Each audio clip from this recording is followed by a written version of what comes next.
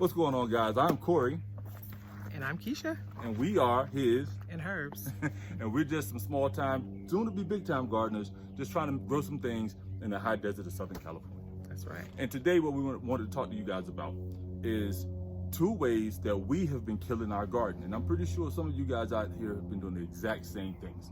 But 2 different methods that we've been using that have been sabotaging our growth from year to year. Even though we've had good growth, it could be better. Could be a lot better. Absolutely. All right. So with that being said, we're going to go ahead and dive right into it. You ready? I'm ready. Let's go.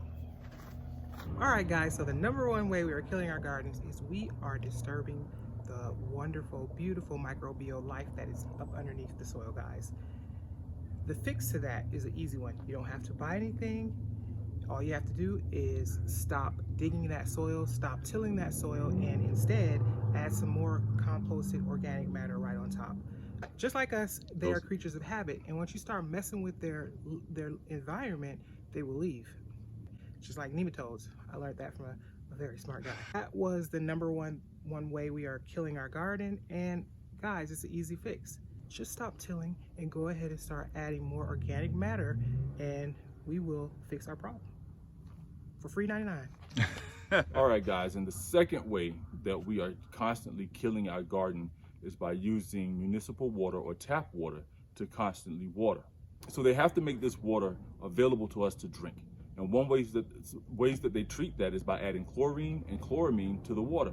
So chlorine, we all know, we've used it in pools for ages now because it kills bacteria and fungi and all that other stuff. So if it kills it in the pool water, where else is it killing it?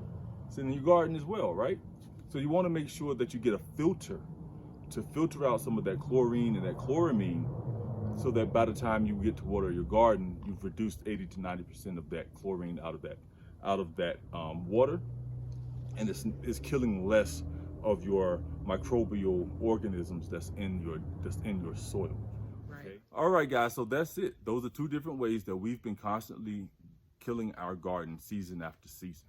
Okay, #1 is by watering with chlorinated water. #2 is by constantly disturbing our beds by tilling. We've been using those 2 methods to treat our garden, and it's been counterproductive. We have had some good harvest over the last couple of years, but learning what I'm learning now, I'm like, how much better could our harvest have been? Absolutely. Right. So hopefully you found some value in this video. Like it, share it with someone who may need this. If their garden is stalling out and they don't understand why, this may help them a little bit. Right.